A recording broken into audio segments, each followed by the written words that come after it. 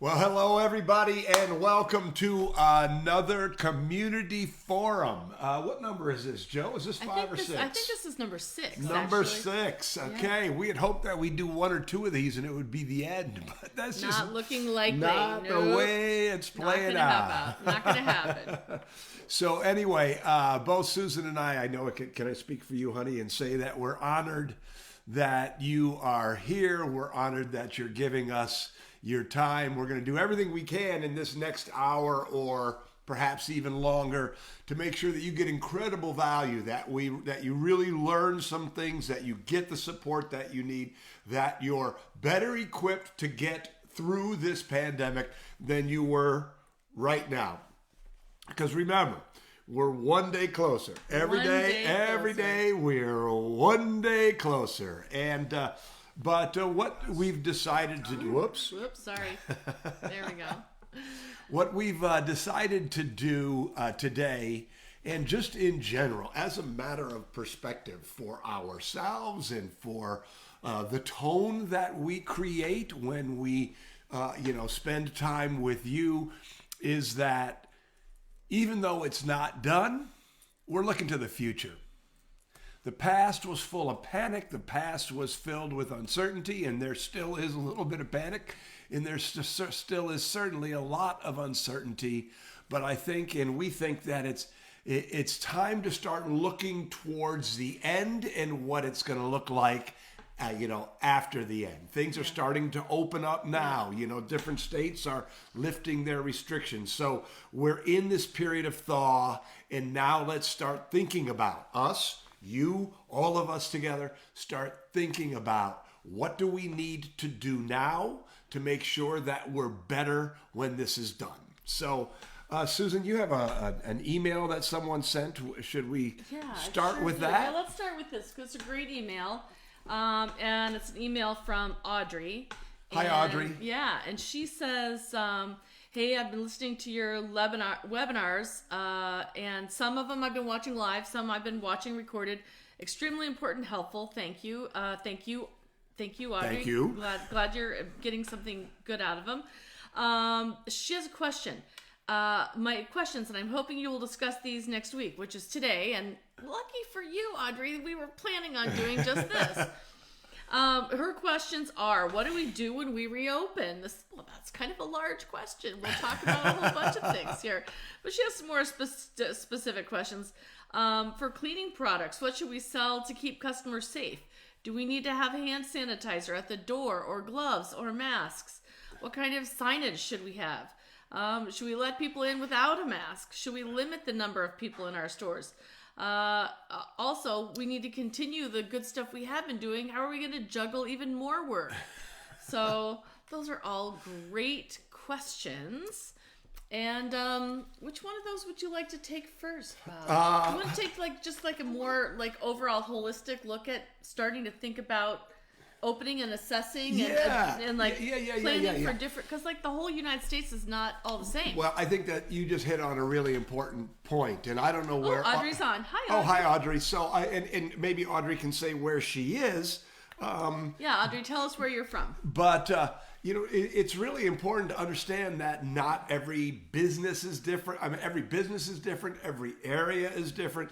If you have a store in a small town in rural Montana where there hasn't been an entire confirmed case in your entire county, well, you behave differently than if you are in a bodega in New York City. Yes. So, but having said that, it really always starts with being a good human being. So when you talk about safety, it depends on the kind of store you have.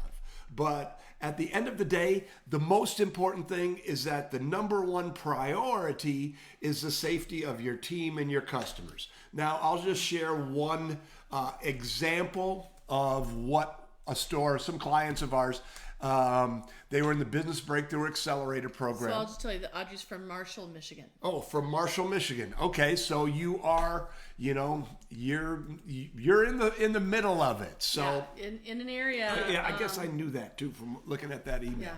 So you're going to need to be quite careful, Audrey.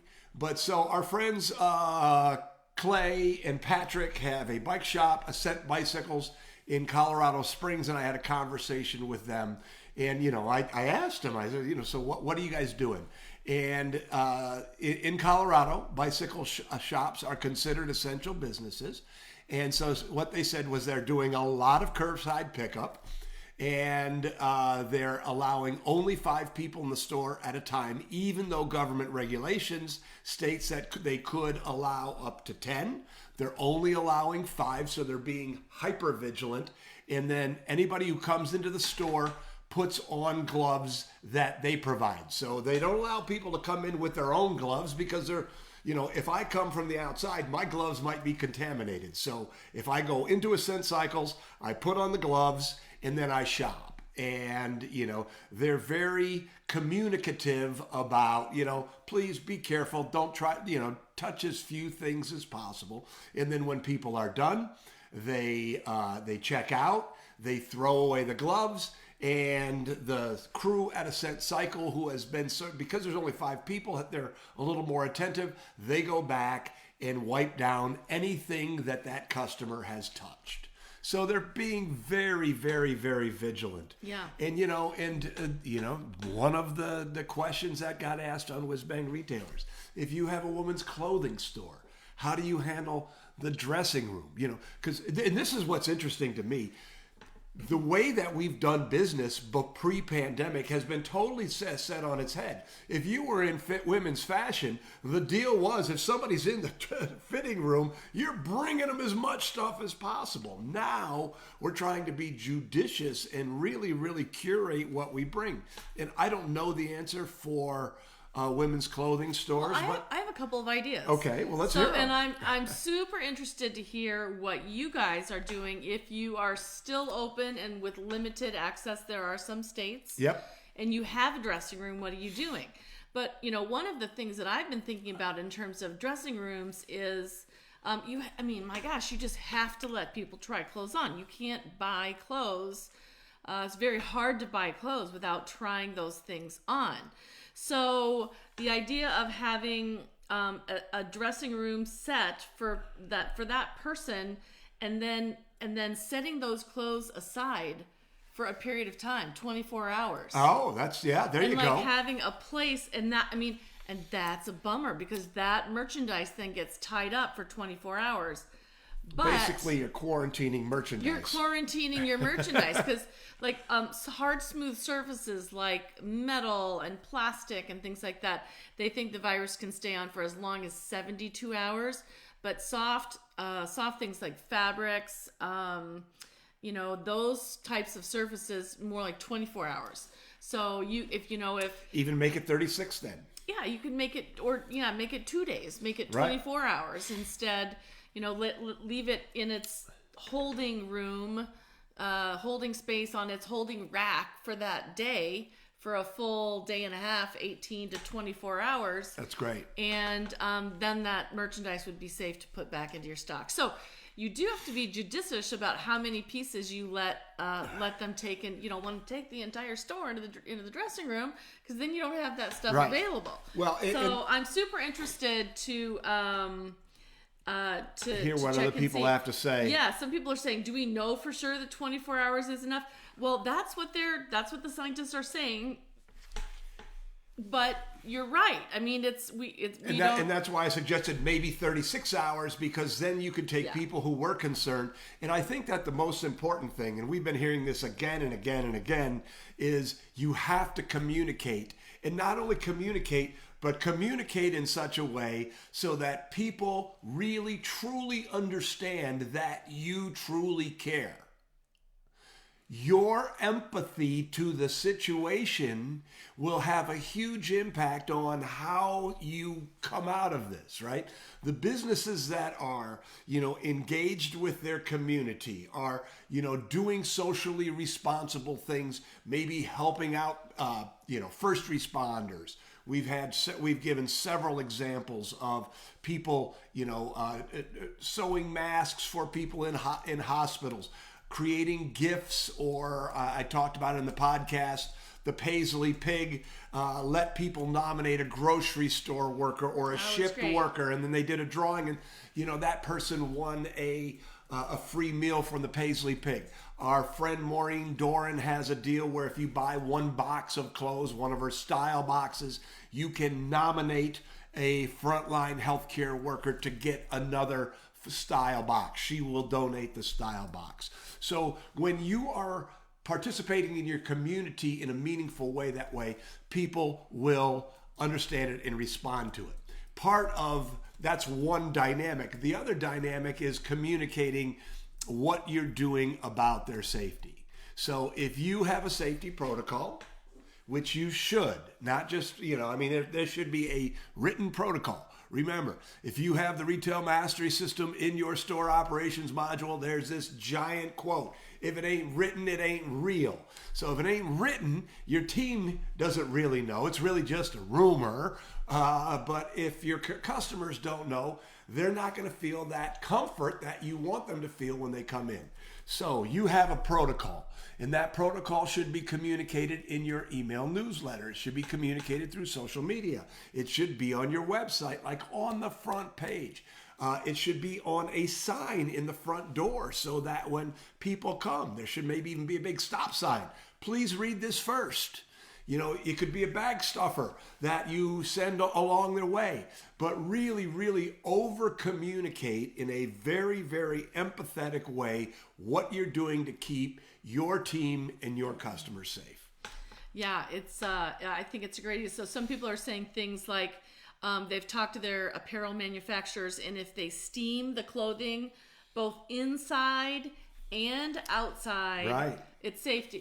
So, you could do both. You could steam and hold, and then you would really feel confident that you've done a lot to protect your customer safety. People are talking about, what about greeting cards, paper? What about yarn? That fabric. Again, one of the yarn stores just said that they're open every other day so that it gives their merchandise that 24-hour time to decontaminate. Right. If you had good strategy. Yeah, if you had cards, you could also have boxes, strategically placed along your card walls and say, look, please feel free to pick up the cards and look at them. However, don't put them back. Put them in this box, and then we will clean them, or we'll, clean or quarantine them before we put them back. The other thing you could do is just show a display card and pick from a backstock. Not ideal. None of this is ideal, right? But it could be a way to do it where you just have the one card out for display, the one that everybody's touching, right? And that one doesn't ever go home with anybody. That ends up. But I also want to talk about something that I think is super, super, super important. And I know that a lot of you don't have any teams anymore right now, not anymore right now. But this whole idea of ADD that Susan and I have been teaching for the last year or so, this idea of really bringing your team into the creation of a solution. And ADD stands for ask, discuss, decide. So one of the mistakes that we see entrepreneurs make all the time is this idea that we have to have the answer. I'm the owner, I have to have the answer. And I think that is absolutely incorrect, because if you have a team of 5 people, let's just say 5, you now have essentially created a mastermind of 6 people that know your business. So rather than you being like Moses and going to the top of the mountain and coming down with some tablets telling your team how we're going to deal with these safety issues, you get with your team and you say, look, we want to make this place as safe as possible. Help me. So that's the ask. How are we going to make our store as safe as possible for us and our customers? So that's the ask. The decide is always time bound. So you say, we're going to spend the next 2 days discussing this, and then it's your job as a leader to really, really make sure that everybody is participating. And then after you've discussed it for the set time frame, then you make a decision. Okay, great. Here's our protocol. Here's how we're going to communicate it. Here's how we're going to ensure that it gets done, and boom, boom, boom. And then rinse and repeat. If people are not happy? Well, go back. Ask this ADD. So ADD is not only a way to create energy around you with your team solving your problem, it's also a way to engage in this, the PIP, the perpetual improvement process that we talk about a lot. Yeah, so Deb Luttrell's on. Hi, Deb. Hi, Deb. Good. She has a great question. She does. I'm not surprised at all. Well, I mean, it's just like it's a great philosophical question, really. She's like, so where does this end? Like, we've got cash that we have to touch. Do we have to disinfect every single bill that comes in? And, I think the first thing there is to try to get. Don't put it in the microwave. I was going to tell the story in just a minute. I can tell you what not to do. The first thing is obviously try to encourage as much cashless transaction as possible. And even when you're taking credit cards, for goodness sakes, people, don't make the customer sign. It's not required. You don't need to make them sign anymore. And it's just, touchless is best. And have disinfectant there. Recently I was at a local store, deemed essential, nice store, small local store. And, they had done a lot of things. The woman was wearing a mask. They had put a plexiglass shield up, which a lot of people are doing. But then, they had me sign, and there was no disinfectant there. It's like, come on, you guys. Yeah. I don't know whether they're being cheap or incomplete in their thinking, or this is why we do ADD. A lot of people are saying they can't find it. Oh. They can't find hand sanitizer where they live. They can't find disinfectant wipes where they live. They can't find disinfectant spray where they live. Listen, I know that there are some WhizBang retailers who actually sell it. Right. So I was just going to say the same thing. If you sell sanitizer, hand sanitizer, if you sell wipes, if that's part of your merchandise mix, hey, raise your hand because your fellow retailers need you and would like to support you. That's right. So not only support you, but support all of us in this whole idea of we just need to make everything safe. So, or if you need it, so WhizBang Retailers is our Facebook community, and it's so go, if you're not a member of WhizBang Retailers, I would strongly encourage you to join. I mean, it's really robust. The conversations are really good. There's no negativity allowed, which is always really positive. But if you need hand sanitizer, go on WhizBang Retailers and say, hey, does anybody here have hand sanitizer? I need some. And my guess is you will find some. But to Deb's question, here's what not to do. Recently, I got a check for $215. And I went to the bank and I turned it into cash. $200 bill. $200 bills. I like $100 bills. $200 bills, a 10 and a 5. But, the teller had touched it. So I was like, I got to disinfect this. So I thought I'd be smart. Kind of like steaming it with the steamer. Kind of. So I put it in the microwave for, I don't know. And he burned it. And I burned it, yeah. Those $100 bills have like metallic threads going through So all of a sudden that microwave's going, arcing. Pull it out, there's smoke flying everywhere. And I bring it back to the bank and they don't take it back. They said, no, you've got to send it into the Federal Reserve. The Federal Treasury to get our money exchanged. So don't put it in the microwave. Don't put the cash in the microwave to disinfect There's laundering money and there's microwaving money. We don't recommend either. So yeah. But Deb, so, and you did ask a very important sort of existential question. Where does it end? We don't know where it ends. Retail Dive suggest, there are some reports that says social distancing might last till 2022. We don't know. Here's what we do know is you are where you are. We are where we are. If you're going to survive, you have to, you just got to change every day. Mm-hmm. This is why we teach assess, adjust, advance. That whole mindset of, well, here's where we are right now. What is the accurate thinking around where we are right now? And once you get a real true beat on where you are, then you start making plans, you adjust. and so you can get by to the next day.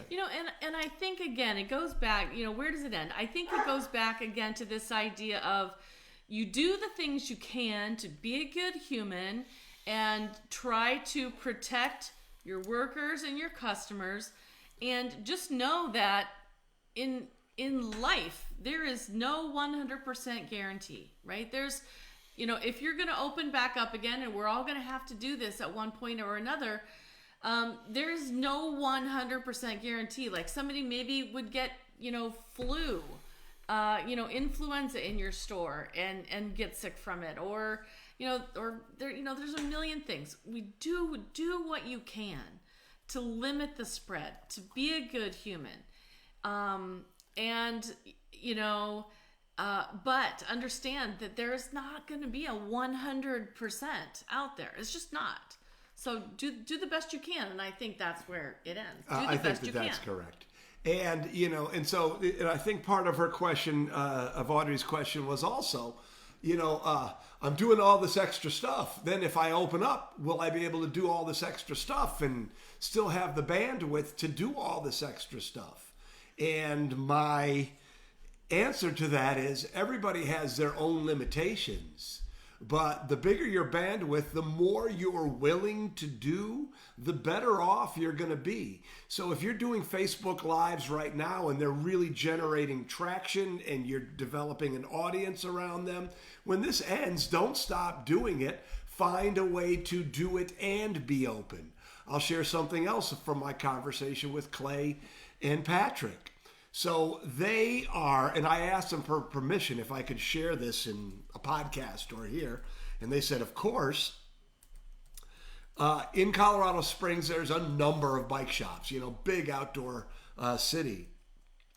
They are the only bike shop, I think they're the only, or maybe there's like one other bike shop that are keeping regular store hours. Every other store is closed all the way or has greatly reduced hours or are only doing weekdays.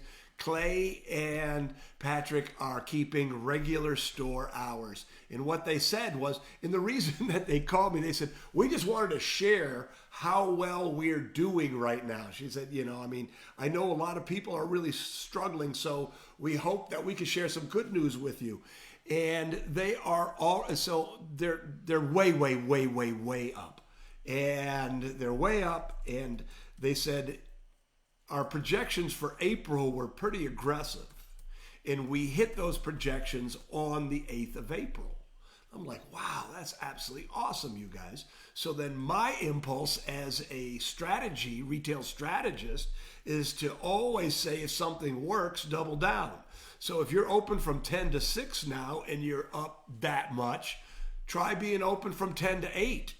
Or, if the longer hours are working, do more of that.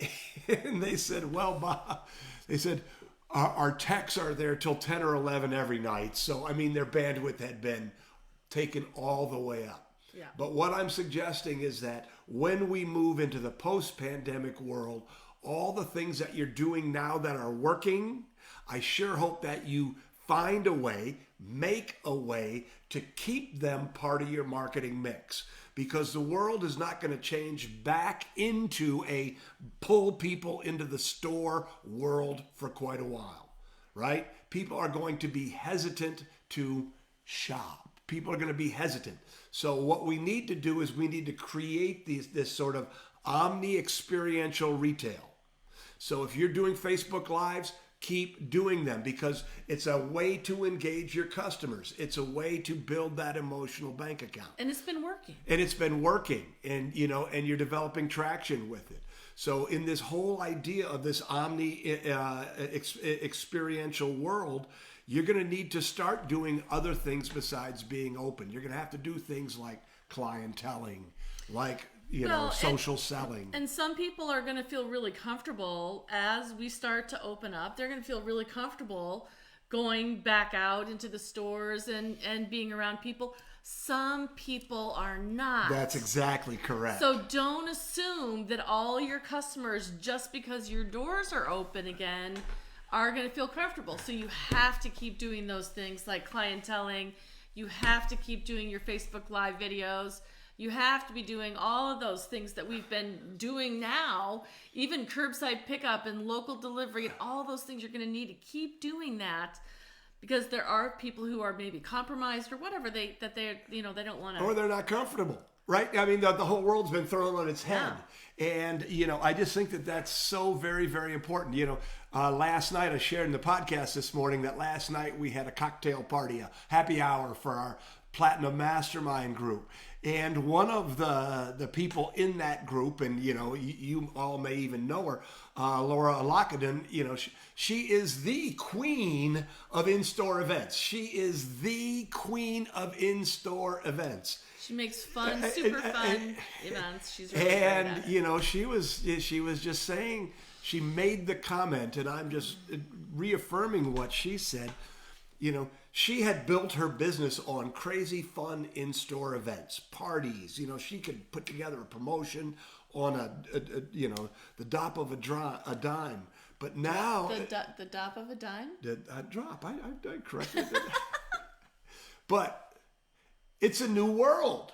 She's not going to be able to pack her store wall to wall like she once did. So it's okay. What we need to do is we need to adapt. We need to hustle. We need to learn. We need to recognize that whole concept of getting people into our store has been shifted.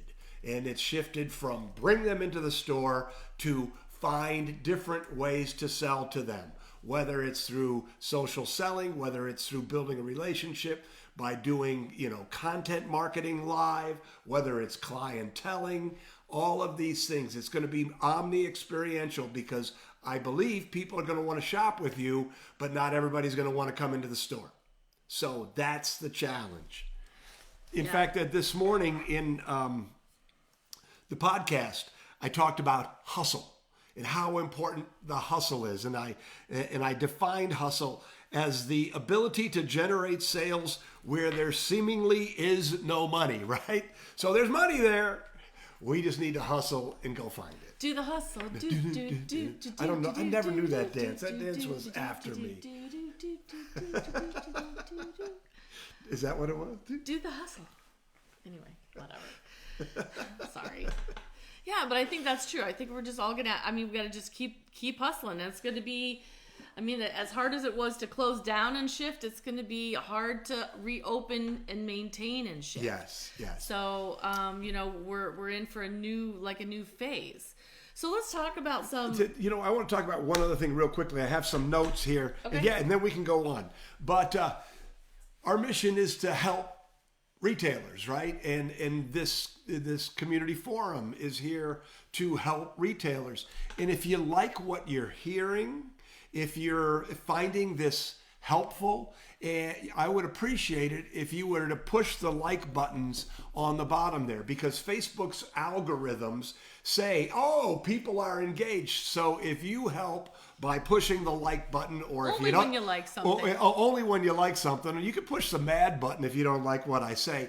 It brings more similar people to this. Yeah. And likewise, if you know someone who would find this helpful, or if you belong to a retailer group that might find this helpful, share it. We would appreciate it. We're all in this together, and the more great information we can get out there, the better off we're all going to be. So yeah, exactly. So I wanted to just throw out this question real quick for everybody from Anne. And if you have questions for us, you can always send us questions via email and we'll answer them on the forum.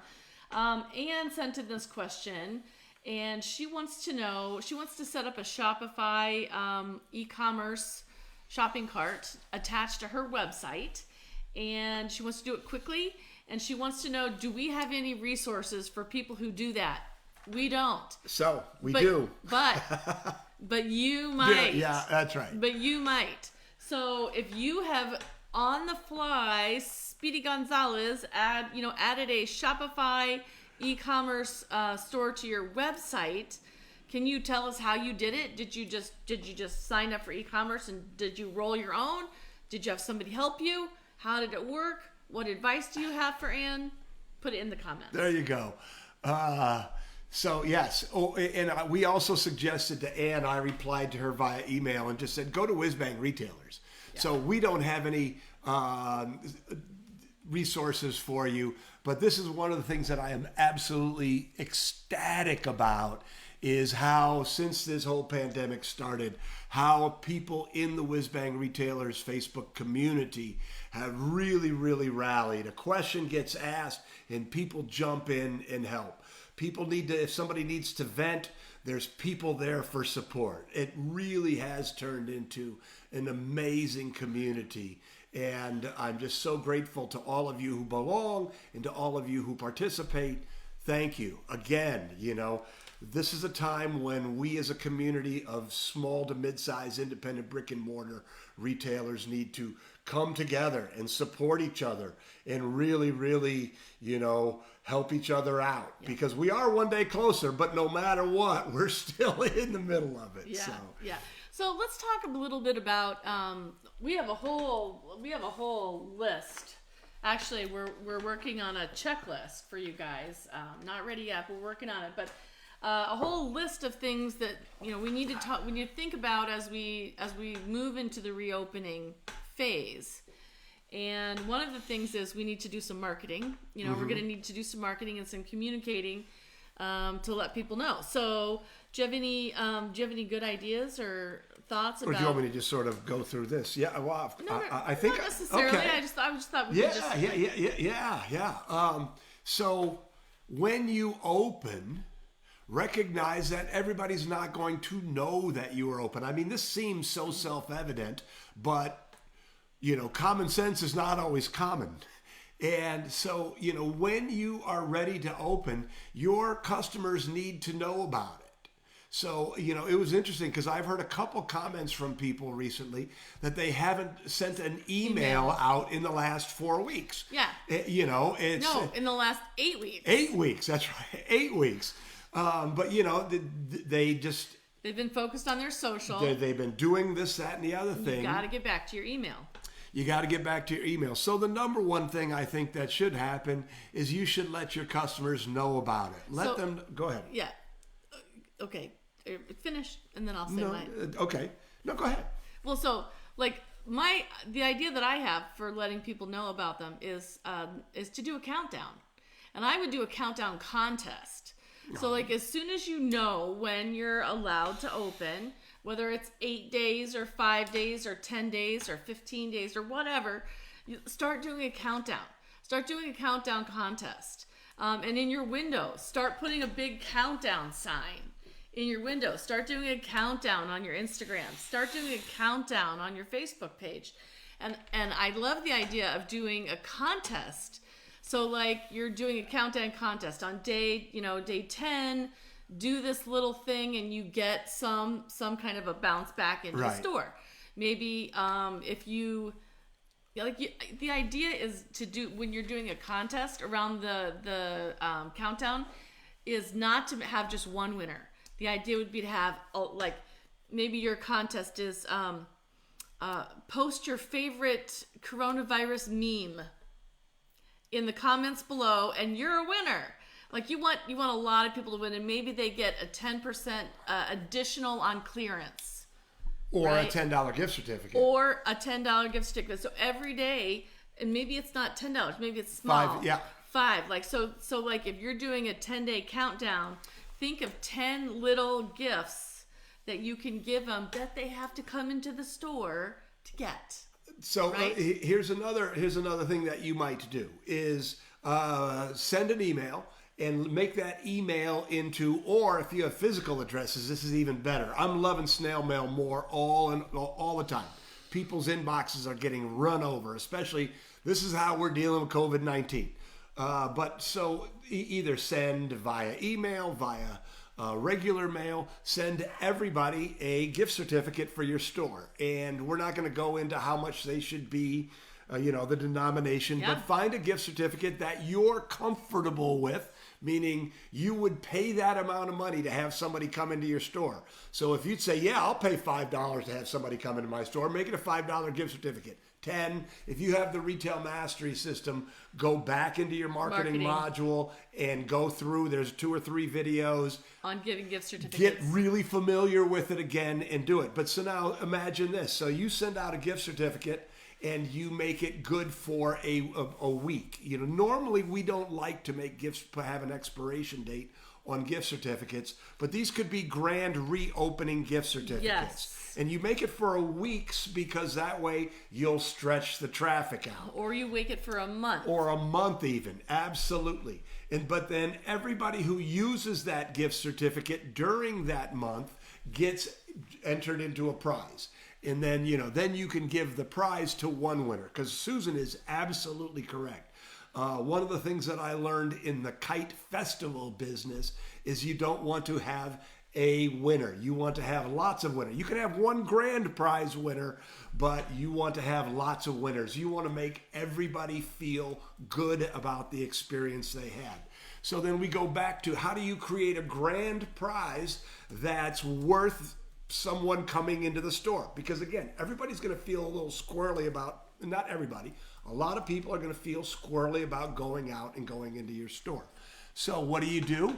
So you just, you just go out and you give them away, and, no matter if they use it for curbside or if they use it in store, they enter. And then you go and you talk to your vendors. You get your vendors to donate the prizes, because the better and bigger the prize, the more likely it is that people are going to use it. And believe me, your vendors have plenty of merchandise. And probably do.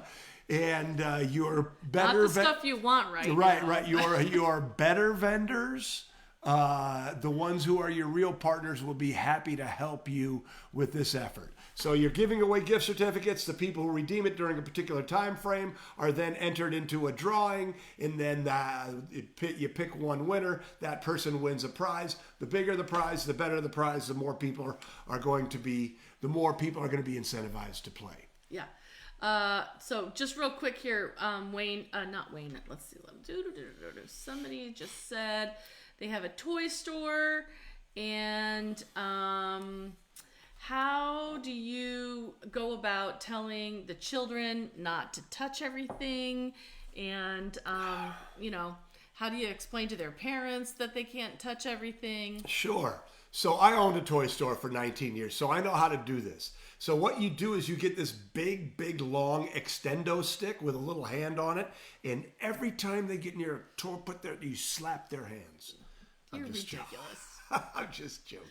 You would never do I that. would never do that. I was a good toy store owner. I was a kind toy store owner. But no, so, I think that it just becomes a question of communication. And this is why I love the whole stop sign at the door, where you sort of set the ground rules and, just be very, very empathetic. Yeah. You're in a toy store. I know your children are going to want to play. However, we are in the middle of a health crisis. Please, encourage your children to keep their hands to themselves. This is why I love what Clay and Patrick did, giving people gloves when they came in. Don't let people bring their own gloves in. Put new gloves, fresh gloves on them, every single customer, and do it that way. If you can do it, yes. So yeah. The other thing I would say is just limit the amount of stuff that you have out and available for kids to touch and play with, right? So, in our toy store, we had every single thing was opens with a demo, and you're just going to have to really limit that.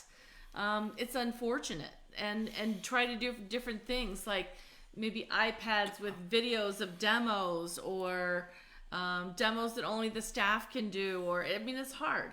And just know that you're never going to eliminate, especially in a toy store, kids, they're unpredictable.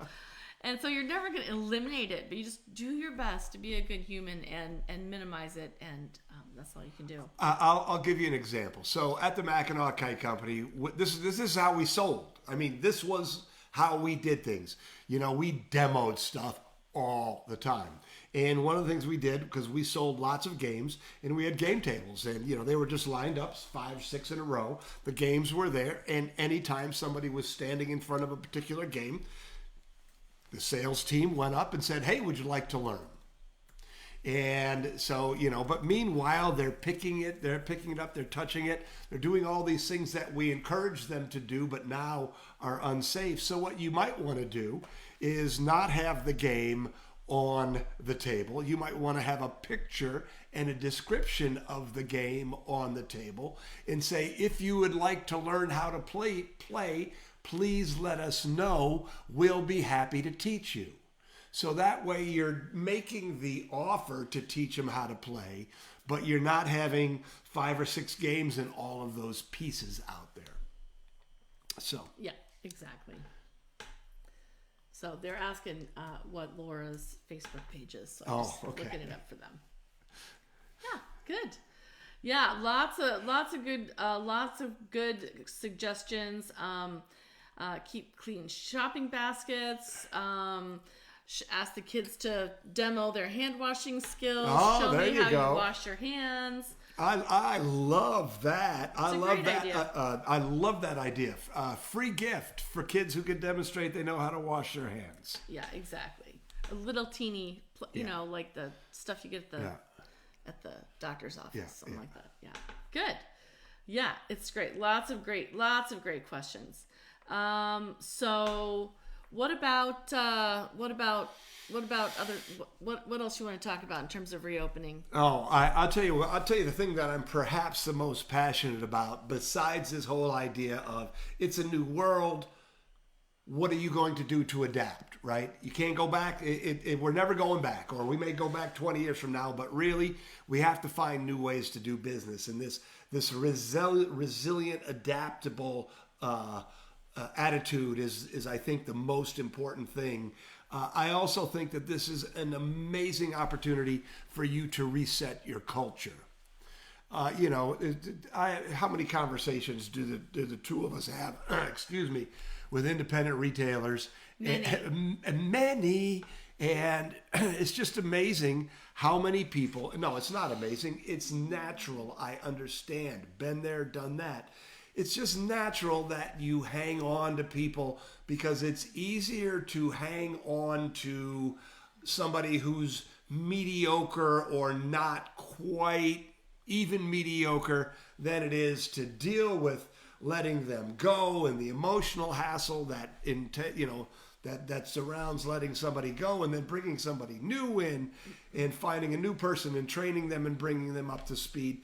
The status quo is easy when times are good. This is the time for you to make yourself great. This is the time for you to not bring back the people who you aren't 100% sure are on board. I've been just talking too much lately, I think. On board. Move on. Thank you. With your new vision for greatness. Yeah. Because this is what's happening, right?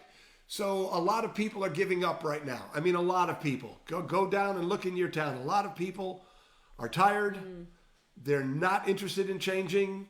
They're not willing to change. They're stuck in an attitude of victimhood, and they're going to go away, which leaves more money for the rest of us.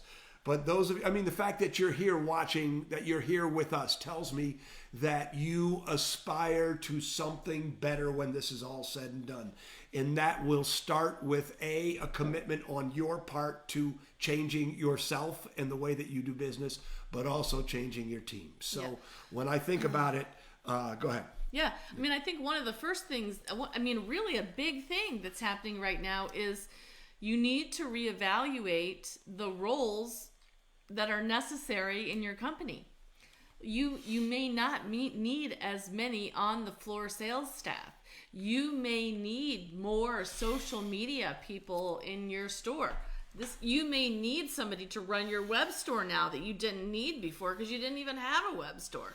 So you may need different roles. That is a wonderful point. So you really need, if you have the Master Plan Advantage, one of our courses called the Master Plan Advantage, go look at that lesson called the Retail Accountability Blueprint, and really think about the roles that you've got in your store and who, what you need. Bring back the people that fit into the roles and hire into those roles that you have empty spaces for. So, right now is a great time to go out and snag yourself some amazing talent. There's tons of people that are, on unemployment. They've been laid off. They've been furloughed. That's exactly. Go get yourself the best of them. So I'll share with you a conversation that we had in our Platinum Mastermind group. We were talking about this concept of top grading, which is, a lot of companies proactively take their worst employees and let them go. What they're doing is they're raising the bar, right? And one of the members of the group has a big store. I mean, I don't know, 60 employees, 70 employees. And she went, oh, the list. And, among her management team, they have a list of all the people who aren't quite cutting it. And I know that mentally you have a list. Ask yourself, do I want that person back with me when this all starts? If I make a commitment to the Retail Sales Academy and to sales training, is this person going to fight me, or is this person going to enthusiastically go along with what I'm doing? And, so ask yourself, make a list, make your own list. Are there people who should not come back? And they may want to come back, but you just have to say, nah, I think we've decided to move on. And to Susan's point, now is the time to start looking for that next superstar, so that when you do have that ramp up time, you can train them. If you do have the Retail Sales Academy, you can have them go through it before they hit the floor. So I think that's one of the biggest opportunities to really, really reshape your culture. And I loved what Susan said too, because one of the biggest things or one of the most important things that you can do that most independent retailers don't do, just because they're not really aware of how it works or why it's so important, is this whole organizational chart, the Retail Accountability Blueprint. It's just our way of describing how an organizational chart should look for a small to mid-size independent brick and mortar retail store. So, figuring out, putting the right people in the right seats, putting the right souls in the right roles it will be a wonderful, wonderful exercise for you. Yeah. So that when you start to emerge, you can have the right people in the right roles and bring in the right people for the roles that aren't filled. Yeah, and this is the time where right now you need to be writing those red hot help wanted ads. Yes. Do it now, because they take some time, they take some effort, they take some editing. So start now thinking about who am I going to need to hire, and start writing those help wanted ads now. Post them up on WhizBang Retailers. Get some feedback on them. So that's really great. Some people are saying that they just got the EIDL loan, the nice. Economic Awesome. Injury Disaster Loan. Good job. That's PPP. Wonderful. The PPP is on hold until hopefully Congress releases the next round of funding. But and we'll see what restrictions and regulations come with that. We don't know. Yeah. Hopefully we'll get ours. Yeah, we didn't get it. So, I know that a lot of you didn't get it either. So, if you did get it, congratulations. That's right. We are happy for you, of course. And if you just got your EIDL, that's wonderful too. So, that's great. And then Karen asked, do you have any special deals on your programs right now? Well, Karen, that's a great question. Thank you for asking. Yes, in fact, everything's on sale right now. It just seemed appropriate, especially because, a lot of you have extra time. So if you're interested in seeing what the special pricing is, you can go to our coronavirus page, which is whizbangtraining.com/coronavirus. And that's where you'll see, the Retail Mastery System is at its lowest price, the Retail Sales Academy. We brought the price back down. 3 months ago, we raised the price forever. Well, forever or until a pandemic hits. Yeah. So we Yeah, brought... we know you guys need this stuff. That's and right. We're trying to give you a price break on it because we know there's not as much cash And flow. if you sign up for the Retail Sales Academy now, we'll never raise the price on you. Yeah. So you can get it now and lock in that price. Speaking of the Retail Sales Academy, you can always, not always, but right now you can also get a 3-day free trial. Yeah. So if you go to retailsalesacademy.com, scroll down the page a little bit, and that'll get you into the basic training, and you can see just how great it is. And you can also see what a difference it's going to make. So everything, and the Master Plan Advantage, there's also a special price on there. So go to the coronavirus page. And if you haven't been to the coronavirus page, I'd encourage you to go there anyway, because that's where all of this coronavirus stuff resides. So every one of our podcasts, all of the interviews that I've done, all of these community forums, there's just a lot of great information. So if you sort of want to binge watch and fill yourself up with positive information that you can use to build a better business, we'd encourage you to go there. But that's a great question. Thank you. And yes, there is special pricing on everything because we know that, skilling up, this is another opportunity. Yeah. This is another opportunity. This is your opportunity to skill up, to say, what don't I know? What do I know? What do I need to know? How am I going to be better when this is all done? Another resource that's available to you absolutely free of charge is our assessment. So it's actually the Retail Mastery System Quick Start Guide, but part of that Quick Start Guide is a retail assessment. Can you put a link to that, honey? Or how would they find that? It is on our Facebook page. Yeah, you have to search. You have to go into WhizBang Retailers and search for, search for the word Quick Start or the word assessment, and the post will pop up. Right. And you can download that. And, I think it starts at page 14. But take the assessment. You see, here's the thing.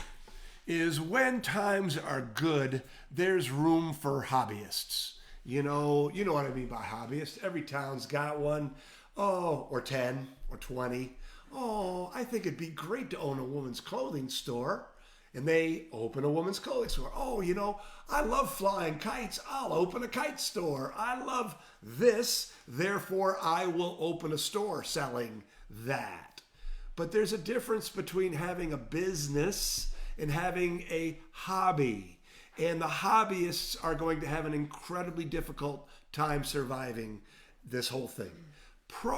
Retail pros, however, are going to come out of this better, stronger, more resilient, more adaptable, better position for the future.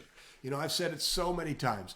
I am so incredibly bullish on the future of independent brick and mortar retail, but it's not for not the amateurs, not the shopkeepers. It's the future belongs to the people who are pros, the people who are good. Mm-hmm. That's good. All right, let's talk a little bit about one thing I wanted to there was a question way back in the comment stream that I just wanted to touch base on, and I can't even remember who it was. I'm sorry, but she said my husband's really bullish on this idea of temperature testing, like doing the forehead temperature testing on people before they come into the store. Good idea. Here's my concern, though, is that this virus is spread asymptomatically before people have the symptom of the fever. So if they have the fever, yeah, for sure. You would hope if they have a fever, they're not coming into your store. But again, people are stupid, so it's just it's a good idea, but don't think that is a like an end all be all to keep sick people out of your store, because people have this virus before they know it. They're spreading the virus before they know that they have it, and that's one of the reasons that it's been such a really difficult virus to control and maintain. So I don't think it's going to help that much, I guess is my point. But, and I'll just push back on what you say. That's what they do before the presidential briefings, news briefings, they do that. So sure. Like, and if somebody's sick showing symptoms, right, it'll catch it. But they could be contagious. I wouldn't make that the cornerstone of my safety expert. There you go. That's my point. Yeah. So I want to ask you, Susan. Yeah. What do you think is, so you asked me and I said, I really think that it's an opportunity to change culture. When you look at, what is the big opportunity in your eyes, the big opportunity for anybody who's watching this coming out of this pandemic? Honestly, I think the big opportunities for us coming out of this pandemic is this massive explosion into omni-channel marketing, omni-channel selling. And I mean both ways. I think a lot of people are going more old school with direct mail. They're going more old school with making a personal phone call.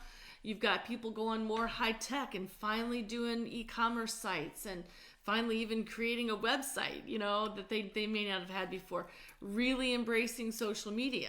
So I think this whole idea of the breadth, expanding the breadth of how we interact with our customers, how we sell to our customers, and really doing this amazing job, which you guys are doing an amazing job of meeting your customers where they are, and meeting your customers with what they need right now. And I think continuing that focus and mindset of customer service and meeting your customers where they are, I think that's one of the biggest benefits that's come out of this. Yeah. So I think I would like to describe it differently. I don't think it's omni-channel. I think that's correct, but I think it's more omni-experiential. When you think of omni-channel, omni-channel is something that everybody's talking about. You want to have your website, you want to have your phone orders, omni-channel. And I think it's omni-experiential. I like that. Because, so clienteling. If you have not listened to the interview that I did with Maureen Doran on her clienteling program, it's on the coronavirus page. Listen to it. I mean, every single retailer out here can use that program and use it to build relationships. We talked about Facebook Live and, social selling, creating your own television show, creating your own social selling program in conjunction with the education you do. So there's just so many ways, but it's the shift from, to your point, it's the shift from bringing people into the store, which is what most independent brick and mortar retailers did pre-pandemic, into finding lots and lots of different ways to create a customer experience that don't necessarily involve bringing them into the store. Yeah, WWMCW, right? What would my customer want? That's right. And really embracing that. That's a wonderful... And Sherry says this is, our chance to do what we've been doing better, listening to our customer needs instead of making their listen to our needs. Right. Right? That's what we preach all the time at WhizBang training. WWMCW. What would my customer want? Let's talk about WWMCW right now, because a lot of people on this call may not know about WWMCW. And let's talk about it as it relates to reopening your store. Absolutely. And how does this mindset inform our reopening strategies? Right. So Susan and I came up with a concept, WWMCW, what would my customer want? And it's both a strategy and a philosophy. A philosophy in that it's a way of looking at the way that you do business. It's not about what you want, it's about what your customer wants. But it's also a strategy, which is sort of how you use your resources. And if you come at your business and your life from a perspective of WWMCW, you ask yourself and you put your money where your mouth is, and you lead with your heart, and you work towards making your customers hyper happy with the experience you have. And hyper happy leads to more transactions, higher lifetime value. It is a cold-eyed, steely look at being a good business person. It's not woo-woo and foo-foo. It's good business. But now to Susan's point and question, how does that apply to opening back up after this pandemic? Well, it has everything to do with it. Some of your customers are going to are dying to get into your store. Yeah. Somebody at our Platinum, we were talking about that cocktail party. They said, one of her employees went out to make a delivery, and she came back, and she was in the back room, and she walked out, and there were 6 customers in the store, right? People are dying to get, some people, what would your customers want? Some people are dying to get back into your store. They just want to feel your store. Some people, what would my customers want? Some people want to have the experience but don't want to go all the way in. Meet them where they want. Some people want to be your customers and support you, but they don't want to go anywhere near your store. What would my customer want? Offer delivery, offer shipping. So it really comes down to, this is another opportunity for you to do an ADD with your team. Look, so we have all these customers. Everybody has a different feeling around coming in the store. How can we meet all of our customers' needs, even though those needs are really, really, really widespread? And then what you do in that exercise is you create customer profiles. You create avatars. So one of our customers is Joe Nagin. Well, the reason that I thought of that is we just brought Joe our brand guidelines. A few years ago, we created a whole new look and feel for WhizBang training. And one of the things that we did with this company is they said, who are your customers? And then they started to describe them. So if Joe is my customer, Joe is a 21-year-old young man, active, outdoorsy. What would he want? So go to get together with your team and say, give me 3 or 4 of our customer avatars, and how would they feel? How would Sally feel? How would Jim feel? And then build an experience so that they feel good about it. This whole process of thinking things through your customer's eyes is really, really valuable. Yeah, I love it. One of the things that we know has been tough for you guys and is going to continue to be tough as we start to reopen is your merchandise flow. Like you've got possibly some people, especially people in fashion, real fashion forward businesses, very seasonal businesses.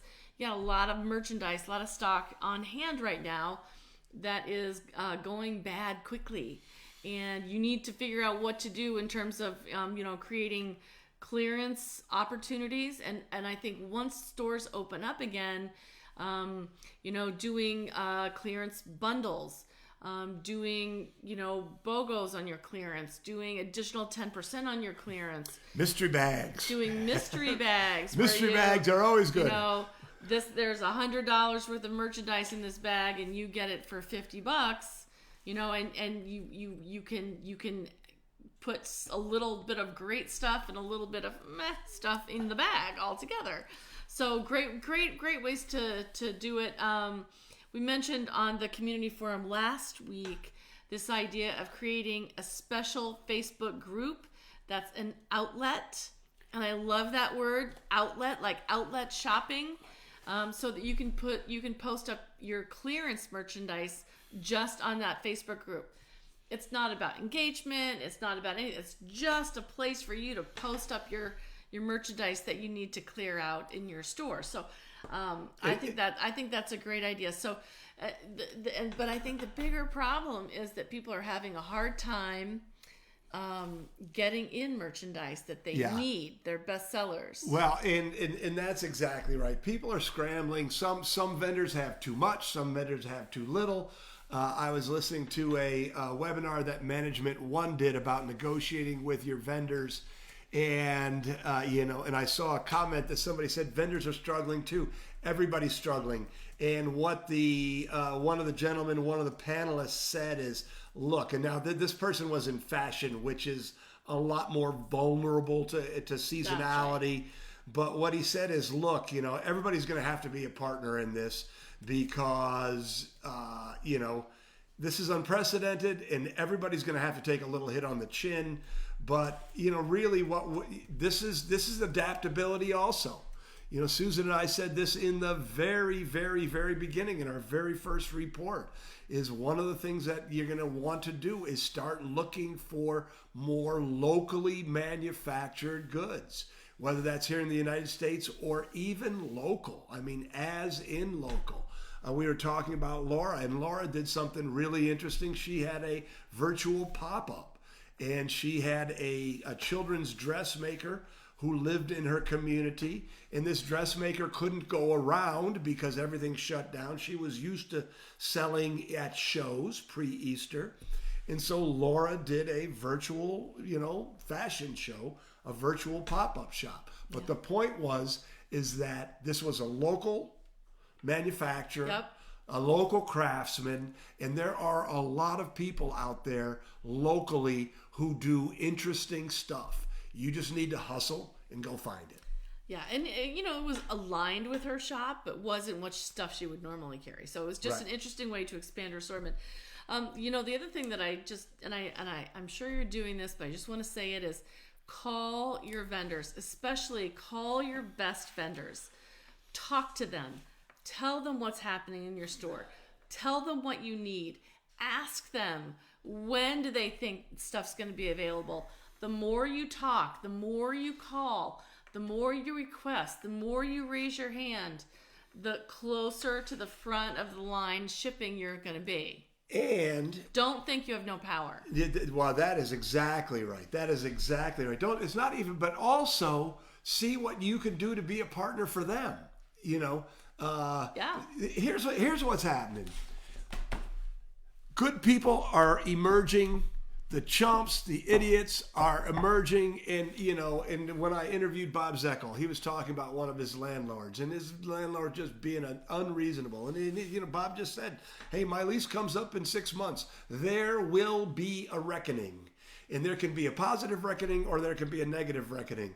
And the more that you approach all of your relationships with your landlord, with your vendors, with your suppliers, the more that you think in the language of partnerships and collaboration, the better off you're going to be. Not only do people tend to cooperate with people who want to cooperate, but you're also going to see who is your friend, right? And in a conversation I had with Rich Rose, he said, hey, look, there are some people who are A vendors right now, meaning your best vendors. When this is all done, they're going to be C vendors, right? They're not stepping up. So who your friends are is really going to become evident, and it's important to know, okay, good. Now I know who you are and how you really are, and I really want to do business with you. Or now I see who you are and how you really are, and I'm really not that interested. If I need something from you, if you've got something that's really great, I'll buy it from you. But generally, I'm looking someplace else. Yeah. A couple people have said, just posting questions about, again, this idea of how do we know that our products are safe to touch? One asked about accepting consignment clothing. And another one talked about accepting clothing returns, that are very, personal. You touch them, you put them on your body. And, I think, again, it goes back to this concept of putting that merchandise in quarantine. Just like you would put a person in quarantine, you're just going to take that return and put that merchandise in quarantine, and for a long enough period of time. And if it's merchandise that you can get back out onto your floor, 24 to 48 hours if it's soft goods like clothing, or 72 hours if it's something that's hard surfaced. So, and then, you're just gonna have to wait. You're just gonna have to do, have that little quarantine waiting period time for your But communicate that. Yeah. If you're quarantining those, whatever you're doing, it goes back to what we talked about in the very, very beginning of this call. Whatever you're doing, make sure that you communicate it to your customers and you communicate it in the language of empathy for how they're feeling. Exactly. Good. So Mark says Mark has a question about bringing employees back, or more specifically, not bringing employees back.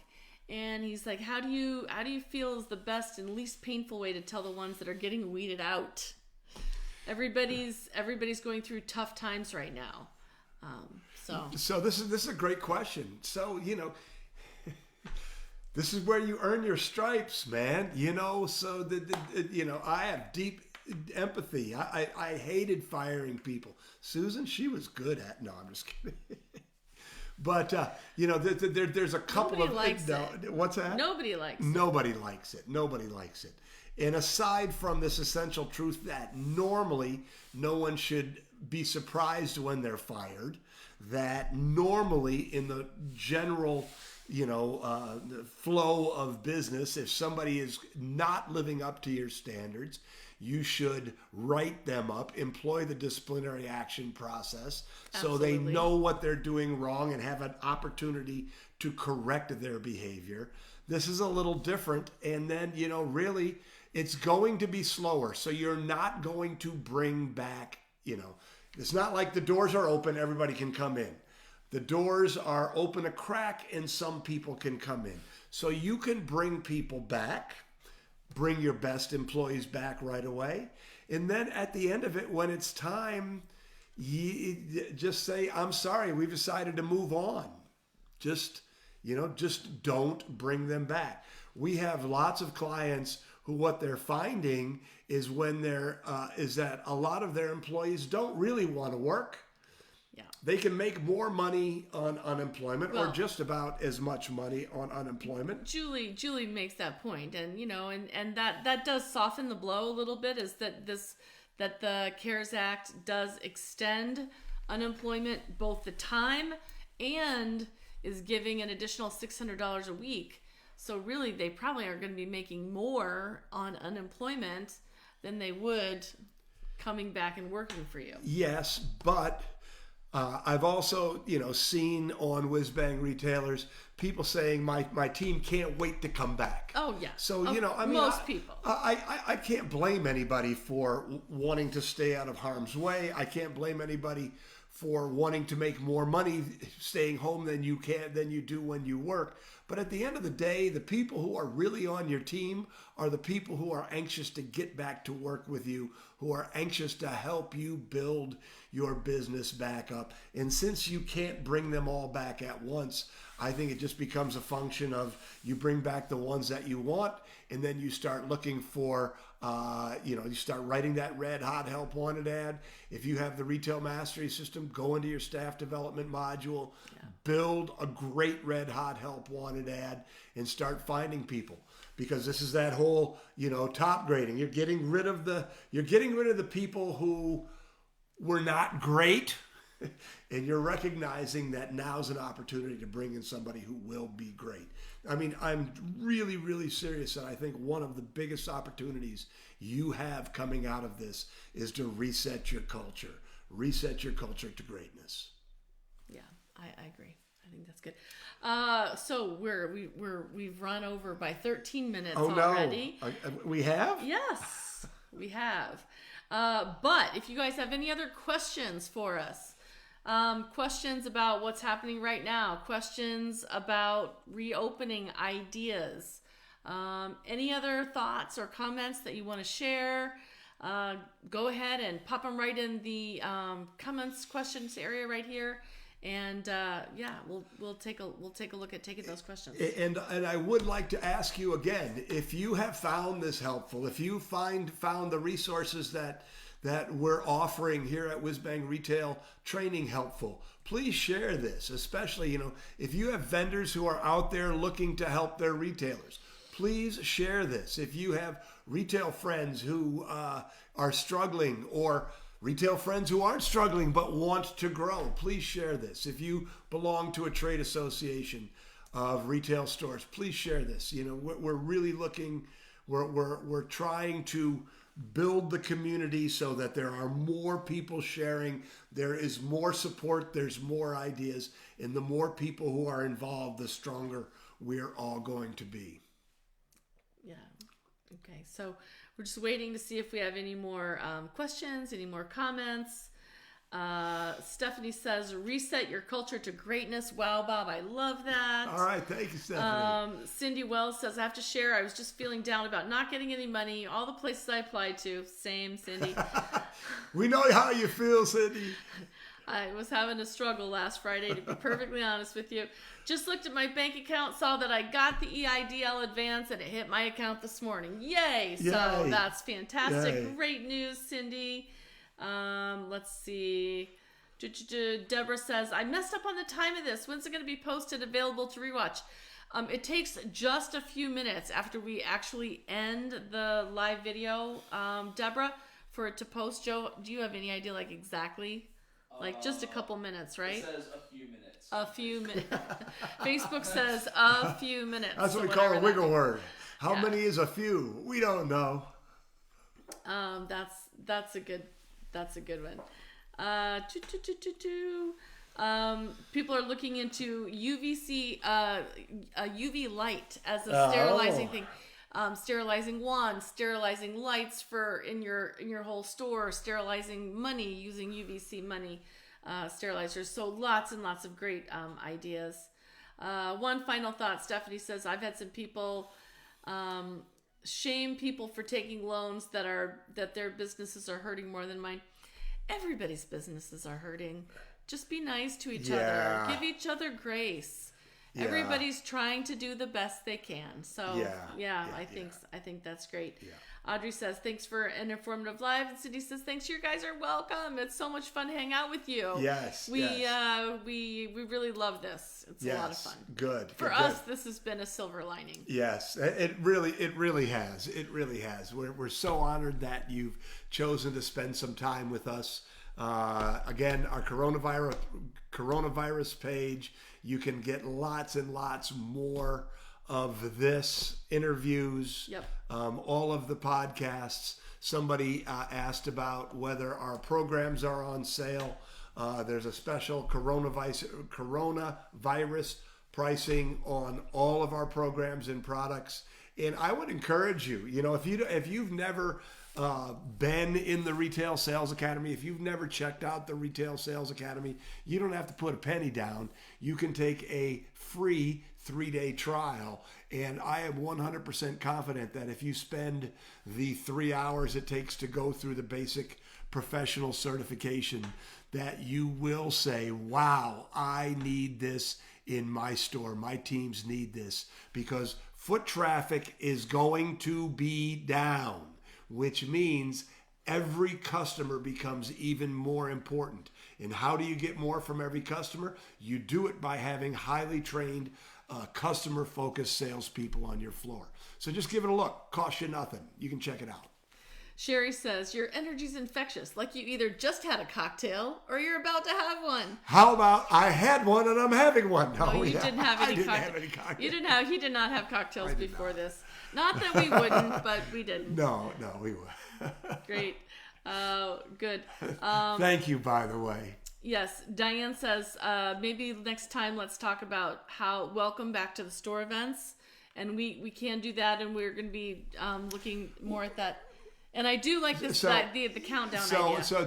So let's talk about that, because one of the things we're going to be doing a little bit of that, but we're going to do a lot of that. So this is more asking questions and a community forum. But in the Retail Marketing Club, next month, which is next month's meeting, or this month's meeting, which is next Tuesday. We're going to focus on marketing to open your store up. So we've shared a couple of ideas here when they were appropriate, but in that meeting, we're going to go back and we're going to really, start laying out some programs and some product, some ways to think about it. So the Retail Marketing Club, you can go to our WhizBang training page. I don't think there's a special price on the Retail Marketing Club. It's $29 a month, and once a month we go through and we pick a specific promotion or a holiday and build a number of promotions around it. And, so we spend an hour a month, talking about promotions and marketing. And I would strongly encourage you to join that. At $29 a month, you can't go wrong. You make one sale, you've paid for it. And I think we have the last 4 months worth of meetings up, including last month's, where we took the WhizBang retail marketing system and, for lack of a better term, coronavirused it up. So if you join now, you can go back and watch the last couple meetings. Yep. And the next meeting, which is next week, we will talk in depth about promotions and marketing to open the store. Yep. So we're happy to do it here, but this is more a conversation. There, it's more Bob and Susan and members of the club getting serious about a particular topic. Yep. Summer says, Retail Marketing Club is great, worth every penny. Thank you, Chris Summer. says, every best money I spend every month. So People really good. love Yeah, it. yeah. And like I said, at $29 a month, you can't go wrong. Yep. Good. Wonderful. Cindy says, can't ever pay you enough for the renewed hope. Oh, that's great. You can send me $100. No. I'm sorry. I'm kind of slap happy today. You are. Are you sure you didn't have a cocktail? I'm sure. I went into the office. That's right. We're all good. I mean, it's quarantine. Must be getting to all of us, even Bob. Yeah. Especially Bob. Right. So. Yep. All right, guys. Good. Super great. Yes. And I think we're going to be signing off now. Yeah, I think we are going to sign off right now. Wonderful. So, again, thank you all for being here. We love you so much. Take care. See you next week. Bye-bye.